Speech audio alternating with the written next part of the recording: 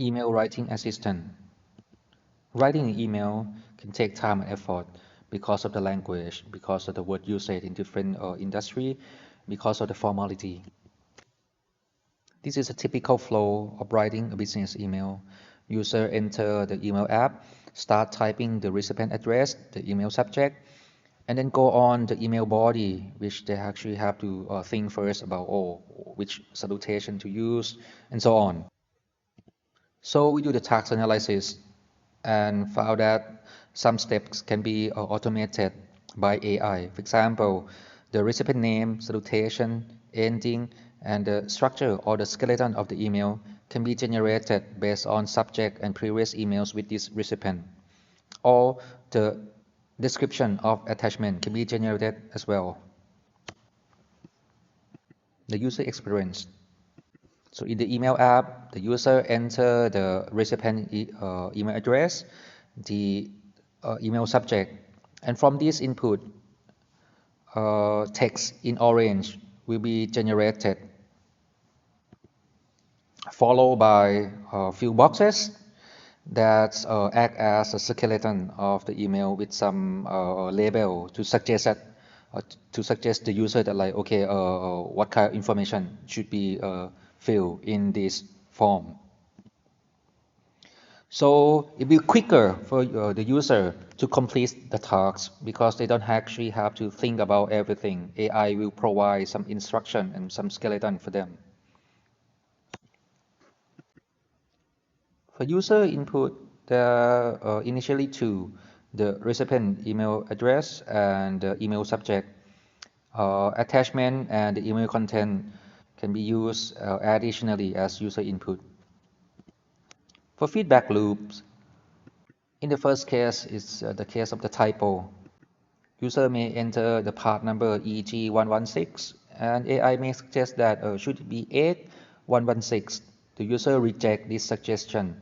AI take the rejection as a feedback to improve the model. Second case for feedback loop, the user enter the recipient email address. AI suggests that should the name for this address is Miss Wong, but the user said that no, Miss Wong is already quit. It should be Mr. Ho. So AI update this as well. For transparency and to communicating uncertainty, a message can be provided near the suggestion why the suggestion has been made. So in this case, it says based on communication 1 year ago, but this can be outdated. So the user can know the reason why, and also at the same time know that the suggestions from the AI is actually based on quite old data. The user will take this into account to decide whether to believe AI or not. Privacy. Even in the workplace setting, there can still be a lot of personal data inside the email. It can be the information about the employee themselves. It can be about the business partner or customer. Or in the case of sensitive sector like healthcare, it can be patient data, which trigger another set of law and regulation. In the case of Thailand, for example, there are Personal Data Protection Act, there also National Health Act which deal with patient data.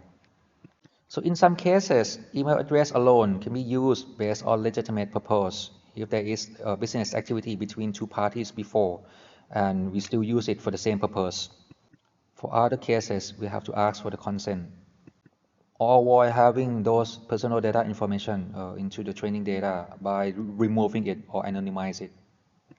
Historical bias and representation bias can occur during data collection for training the model, which means new businesses or new business practices may suffer lower accuracy as the training data contains more of traditional businesses and practices. With more relevant training data and user feedback, this can be fixed. A contact to the developer must be provided in case that the recourse is needed for accountability. And for transparency, it should be clearly stated about the design and intention of the system, also its data source, also which features correspond to which suggestions.